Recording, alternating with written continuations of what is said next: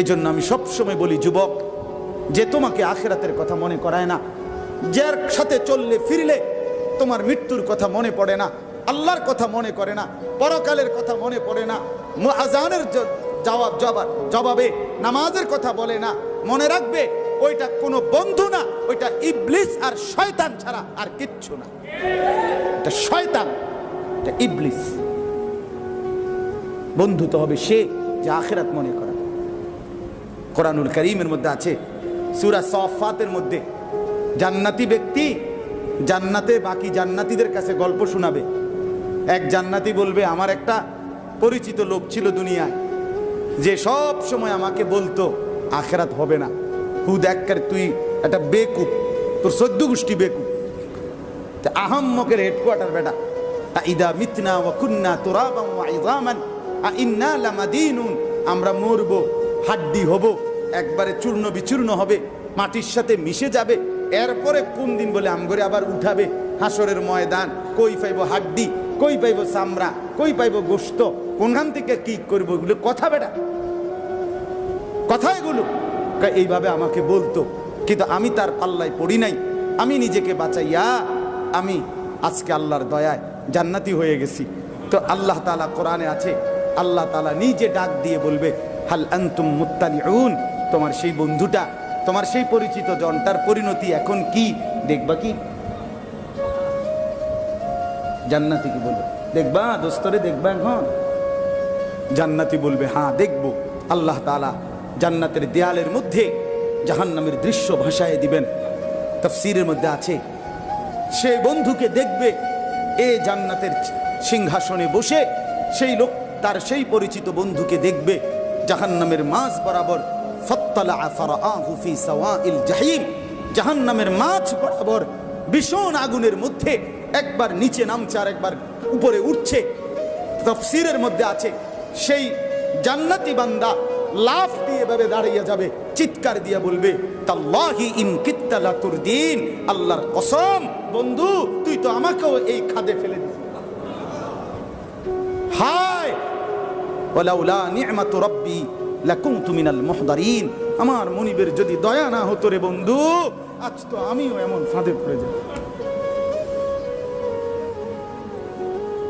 ওয়ালাউলা নি'মাতু রাব্বি লাকুনতু মিনাল মুহদারিন। এজন্য বাপ আমার, বন্ধু আমার, ভাই আমার, যুবক নওজোয়ান সাথী সবাইকে বলি, বাপকে বলি, চাচাকে বলি, সঙ্গী নির্বাচন করেন, উত্তম সঙ্গী, উত্তম সঙ্গী। অসৎ বন্ধু জাহান্নামের কিনারায় পৌঁছে দেবে, জাহান্নামের কিনারায় পৌঁছে দেবে। জাহান্নাম বড় ভীষণ আগুনের কারখানা হবে, আযাবের বড় ভয়ঙ্কর জায়গা হবে।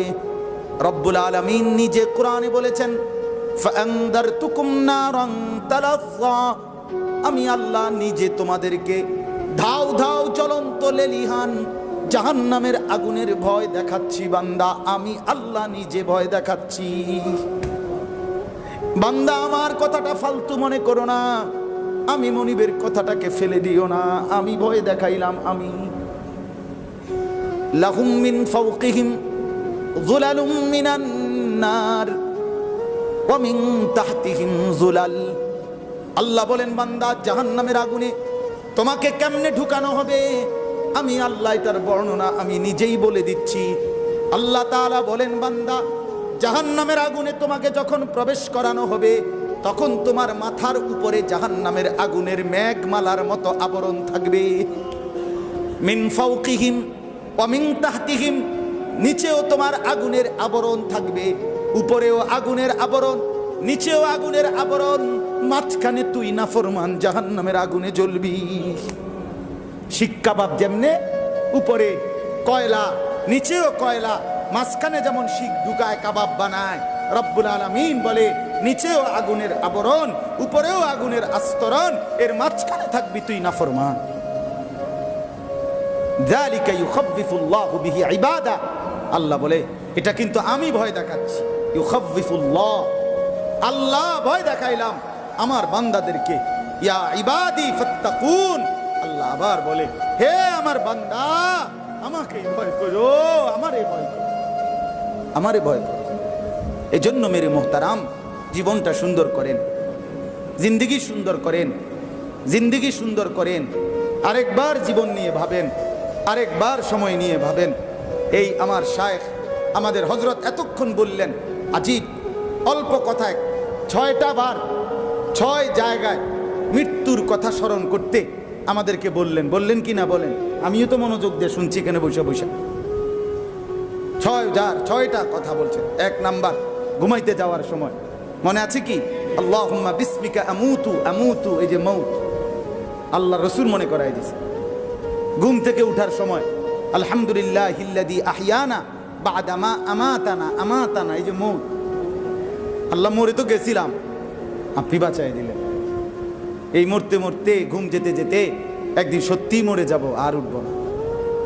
ইলাইহিন নুশুর, একদিন ফিরতেই হবে। এই সময় আরেকটা কি? যেই কোনো বিপদ, দুর্ঘটনা, মুসিবত, পেরেশানি, অস্থিরতা নিজের কিংবা অন্যের দেখলে কি স্মরণ করা? ইন্না লিল্লাহ, মানে মৃত্যুকে স্মরণ করা। 4 নাম্বার, যেই কারো মৃত্যু কি স্মরণ করা? নিজের মৃত্যু স্মরণ করা, হায় এমন মৃত্যু আমাকেও বরণ করতে। 5 নাম্বার, কারো জানাজায় উপস্থিত হলে, কোন সময় জানাজা হইব? কইল দি 8:30 33 বাজে, এর লেগে আইতা মন চায় না। সব সময় সময়ের কোনো কি নাই, গুরুত্ব নাই। না, সময়ের গুরুত্ব নাই, ওনার খুব গুরুত্ব। উনি যে অঞ্জায় ভাত খাইব, বন খাইব, এই তো কথা বোঝেন নাই? 30-এর জায়গায় 33 হইলে আর গুরুত্ব নাই, মানে শুধু এই ফিকির, হায় নিজে মরবে, এই ফিকির নেই। তাহলে 5 নাম্বার হলো কারো জানাজায় উপস্থিত হলে কি মনে করা? মৃত্যুর কথা নিজের মনে করা। 6 নাম্বার কি? কবর জিয়ারত। কবর জিয়ারত আজীব একটা সূক্ষ্ম কথা বলছে, খেয়াল করছেন কিনা? হযরত বলছে, রাসূলুল্লাহ সাল্লাল্লাহু আলাইহি ওয়াসাল্লাম বলছেন কবর জিয়ারত করো। তোমাকে বলছে, তোমাকে বলছে তুমি তোমার বাবার কবর জিয়ারত করো, তুমি তোমার মার কবর জিয়ারত করো। নবীজি বলছে তুমি জিয়ারত করিলে যে জিয়ারত করবে তার মৃত্যুর কথা মনে পড়বে, যে জিয়ারত করবে তার দুনিয়ার থেকে বিমুখতা আসবে। তাইলে কবর জিয়ারতের আয়োজন করতে বলে নাই, আরেকজনরে দিয়া জিয়ারত করাইতে বলে নাই, তোমারে জিয়ারত বলছে কিনা? হযরত কথা বলেন না, এটা বলছেন, আমি তো শুনলাম পরিষ্কার। তাহলে মৃত্যুকে মনে করা, মৃত্যুকে মনে করা বারবার। কুল ইন্নাল মাউতাল্লাযী তাফিররুনা মিনহু ফাইন্নাহু মুলাকীকুম, আল্লাহ বলে, বন্ধু বলে দেন, মৃত্যু থেকে তোমরা যেখানেই পলায়ন করো না কেন, মৃত্যু তোমাদের সাথে সাক্ষাৎ করবে। সেটা আইসিইউ হোক, যেখানে কাউকে ঢুকতে দিচ্ছে না, কাউকে না, আত্মীয় না, স্বজন না, শুধুই নার্স দাঁড়িয়ে আছে সারাক্ষণ আপনার কম্পিউটারের মধ্যে এরকম নড়াচড়া করতেছে, আছে, কোনো অসুবিধা নাই, ডাক্তার সাহেব আছে, নার্স আছে, আমাদের সার্বক্ষণিক জরুরি সেবা আছে।